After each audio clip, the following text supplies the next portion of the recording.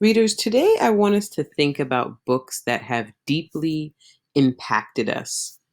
Books that we've read in the past. These could be childhood favorites. For me, I think about the book Green Eggs and Ham, which is the first book that I was able to read independently by myself. And I always credit Dr. Seuss as giving me a love of wordplay, a love of just how words can sound when you put them together in creative ways. So books that we read can have an impact on us. They can leave an impression on us that we carry in our hearts and in our minds for years to come. So today I want to teach you that readers develop personal reading identities based on the history of books that they have read that have affected them. I want to start off by sharing with you some books that I've read recently by an author that I truly love, Jason Reynolds, who's a great young adult novelist and short story writer. He's just a phenomenal writer.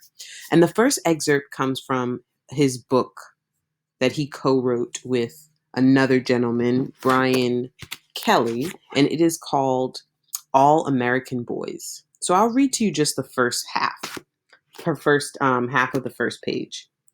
Yo left, yo left, yo left, right, left, yo left, yo left, yo left, right, left. Yeah, yeah, yeah. I left that whack school and that even more whack ROTC drill team because it was Friday, which to me and basically every other person on earth meant it was time to party. Okay, maybe not everybody on earth.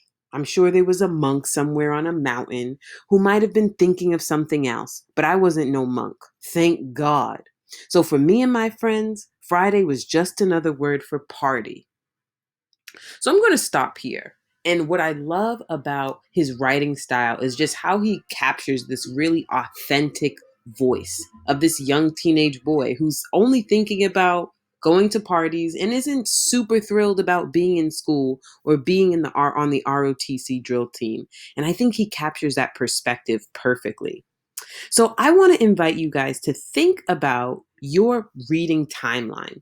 What are some of the books that you've read throughout your educational career, throughout your life, that have really left an impact on you?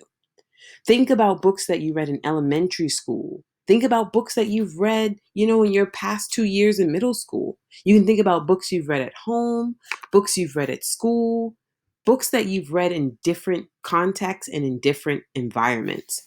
And I really want you to focus on books that really have importance to you, that really have meaning in your life.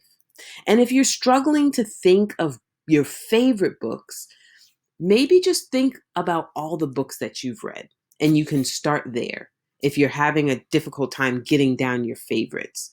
So you'll see a copy of this chart in your reader's notebook on page 10, and you can go down and start jotting down some ideas. What are books that really have impacted you over the course of your young lives?